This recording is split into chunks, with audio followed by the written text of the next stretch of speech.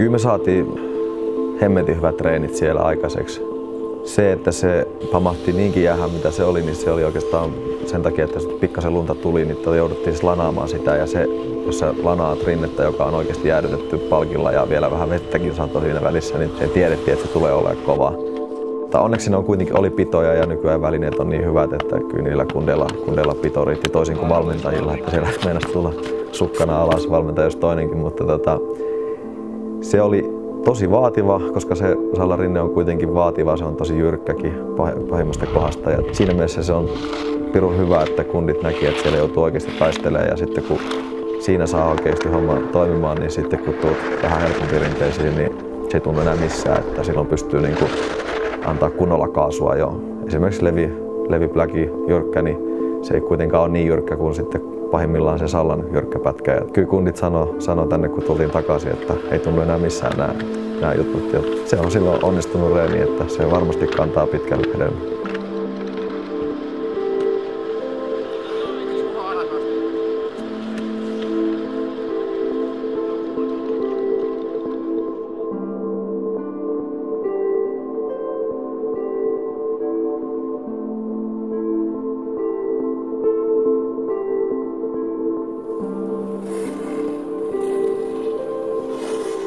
Sanotaanko, että on ollut aika paljon haastavampaa, tietenkin kun on laskenut niin kuin miesten kanssa.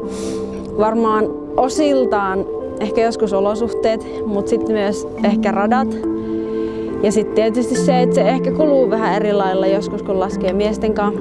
Mutta toisaalta se on varmaan ihan hyvä, koska nyt kun pääsee laskemaan sit naisten kanssa, niin esimerkiksi äsken kun kävin tuossa laskee ekaa kertaa oikeastaan naisten kanssa, niin tuntuu aika tosi helpolta verrattuna sit aiempaan, niin ehkä se siinä mielessä on ihan hyvä. No minusta on ensinnäkin tosi siistiä olla täällä Lapissa, täältä kun on kotoisinkin, niin tosiaan tuntuu niin kuin olisi ihan kotonansa. Niin jotenkin tosi hauska fiilis kyllä ja silleen. Mulla on ainakin toistaiseksi vielä tosi rento fiilis. Ja toivon, että se pysyykin semmosena, että pystyy nauttimaan ja sitten lähtee laskemaan rennosti, niin silloin yleensä tulee paras tulos, oli sitten tilanne muuten mikä hyvänsä. Kyllä kotikenttäety on iso asia.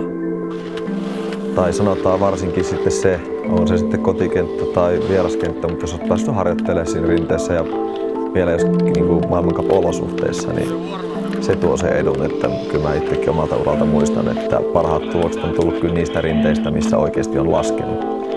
Se, että olisi tapahtunut vaikka kuukautta aikaisemmin, mutta sä tiedät tasan tarkkaan, muutama rataa laskenut siinä rinteessä, tunnet sen rinteen. Ei ole mitään respektiä enää sitä rinnettä kohtaan, vaikka harjoituksiin niin se saattaa olla niin vaativamman näköinen, mitä se sitten oikeasti onkaan, niin sieltä se etu tulee.